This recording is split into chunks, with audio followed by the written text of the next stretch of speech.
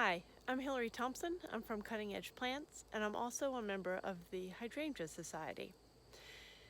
Our April meeting was canceled. The theme of the meeting was there was going to be a panelist of speakers, and we were going to answer questions from the audience, hydrangea questions specifically from the audience. Since that meeting was canceled, Eva sent out an email asking for those questions to be emailed in and that we would answer them either in video or in some written word pieces as well. So I'm going to do a series of videos. I'm going to do 3 videos and I'm answering several questions each video. The 3 I'm going to cover in this video are related to watering. There's a question about what is the best time to water plants, AM or PM. This applies to all plants. The best time is in the morning, early in the morning. We set our irrigation to start running at 5:30 and it stops about 8:30. There are 2 reasons why we water in the morning. One is that there's less water loss due to the sun shining and causing evaporation. The second is we water in the morning so that at the same time the sun will cause the water to evaporate from the leaves. So it's a little funny that way, but if we were to water going into the evening, in the evening going into night, that means it's efficient for watering and we don't have the water loss, but the leaves stay wet, and those wet leaves breed diseases, and so that's when you see some of the leaf spot on hydrangeas. So I'm going to delve into that right now as well. Question was leaf spot. Any ideas to reduce or stop? We're able to prevent a lot of leaf spot in our nursery by watering in the morning. The water is gone within a couple hours of the sun rising. Plants have been sufficiently watered, it's efficient, and the leaves dry out. A few more tips regarding leaf spot. So not only do you water in the morning and let those leaves dry out, you also make sure they get enough shade, particularly afternoon shade. We see worse leaf spot on the plants that are more in the sun. It's phenomenal, and there's a real correlation there. Just grow them in more shade. Dappled shade, morning sun, afternoon shade. Even more morning sun will cause worse leaf spot.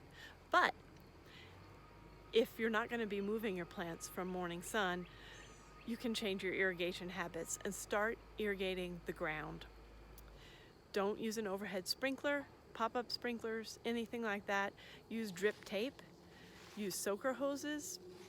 A final tip regarding reducing leaf spot, besides watering in the morning, besides keeping the water off the leaves, besides irrigating the ground and not the leaves, is to spray with neem. Neem is organic. Neem is also in a lot of cosmetics and shampoo. It's safe to use. I mix it. I buy a concentrate that's cold press, highest quality I can buy, and I mix it in a 2-gallon sprayer, and I spray the hydrangeas in late summer. We're in North Georgia. Our leaf spot starts appearing when it starts getting really, really sunny out, June, July. I'm able to keep the leaf spot out. I'm also able to keep a lot of powdery mildew off as well by using neem. I spray just about once a month as a preventative, and I'm kind of delving into powdery mildew at this point. It's able to keep powdery mildew off a lot of our plants as well.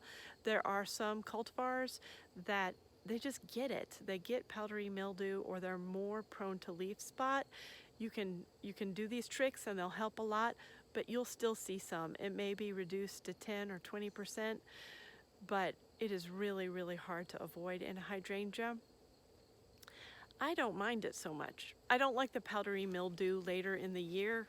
It's just kind of ugly, but the leaf spot, I've just gotten used to it. Those big billowy flowers just kind of eclipse it for me, and I'm just able to ignore it. I know other people, it drives them crazy. It drives my husband crazy. I mean, he just can't stand it. So either try those tips or just kind of accept it. You know, don't go nuclear. There's no reason to spray a lot of anything really except some of these organic antibacterial products like neem. It works really great for us. So that's my suggestion. Oh, I can tell you another thing about neem. I don't sweat it too much if it gets on my skin because it is a cosmetic grade product. I do wear gloves mostly because it's sticky and it irritates me that way. It takes several hours for it to wear off my hands. So for that reason, I do wear gloves and I do wear a mask because just a simple, like a construction dust mask, because I just don't think lungs need to be breathing in extra stuff like that. So I hope that helps you with leaf spot and about best time of day to water, being in the morning for efficiency and reduction of diseases. And I will add that I will water in the evening because frankly, I'm not perfect. And some days the sprinkler breaks or there's a section I'm watering by hand and I'll forget to it. So the priority is having your plants watered, definitely, because watering is the most limiting factor to plant growth. And if you've all noticed, a plant will die very, very quickly if it's not watered. And I do think there is one more question. Oh, yeah, there is. Better to water deeply and less frequently or more often and keep moisture level constant? That's a really good question. And I am going to talk about other plants in the process there. But it is better to water deeply.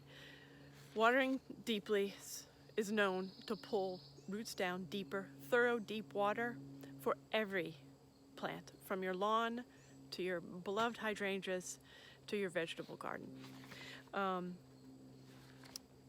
It is important to water consistently for consistent growth, especially something, let's say a tomato.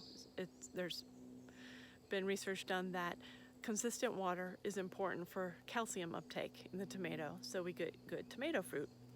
You've all seen blossom end rot, and so it's not necessarily that it was a calcium deficiency, but the water didn't allow the calcium to be taken up efficiently.